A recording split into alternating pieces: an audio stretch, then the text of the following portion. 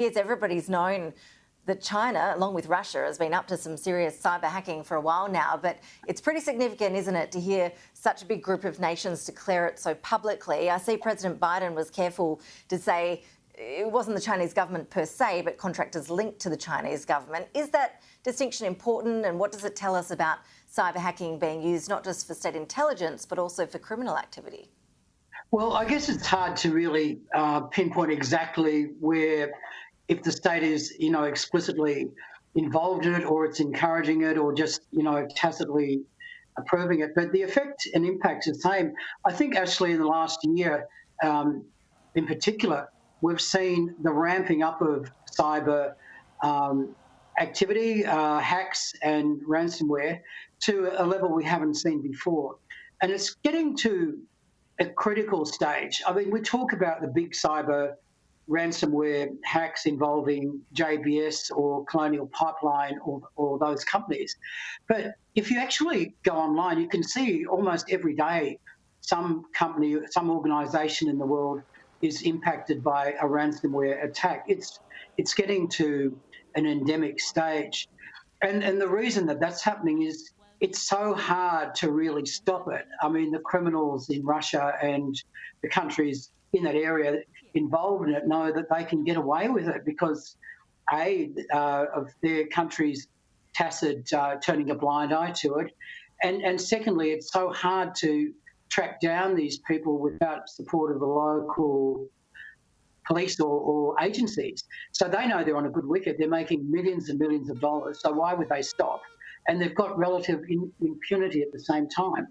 So we're in a very defensive stage about it. And calling out countries like the Five Eyes and other countries in the EU, as well as the Five Eyes is doing, is among the weaponry we have. But it's really, a hope rather than something that's very direct. It does have the benefit that it's a signal to the whole IT industry that if these countries are not playing ball, then they have to be alert and think seriously about how much involvement they have with them at the IT end of it. But, when you think of it, it's not really the total response that we need. And we know that, and so do the hackers. And when you look at the response, I mean, what sort of retaliation would you expect from a cyber perspective? Is it naive, for example, to think that Western countries aren't conducting similar activities targeting China? I mean, I guess that's the mystery here, is that all of this stuff seems to happen under the radar to most of us. Yeah, well, I'm sure it does. I'm not trying to accuse anyone of anything, but I think you're right. I mean, you've got to look at this reasonably cynically and not think that we on this side are totally without blame ourselves. However, just the sheer momentum of the companies being attacked by ransomware, enormous numbers of them, shows how bad the situation is.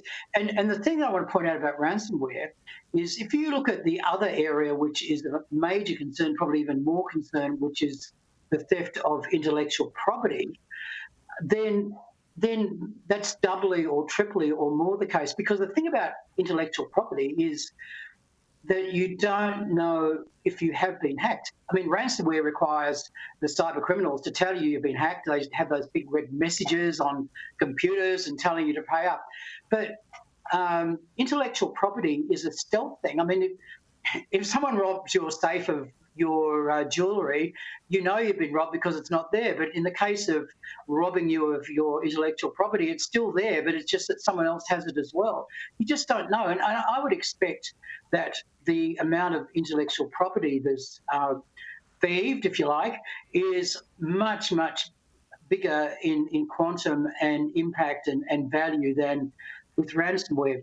I think I read some figures this morning. Way back in 2015, in the US, it was valued that the loss of revenue from intellectual property was $1.7 trillion. And a recent estimate says up to $600 billion a year is lost from revenue because of intellectual property theft.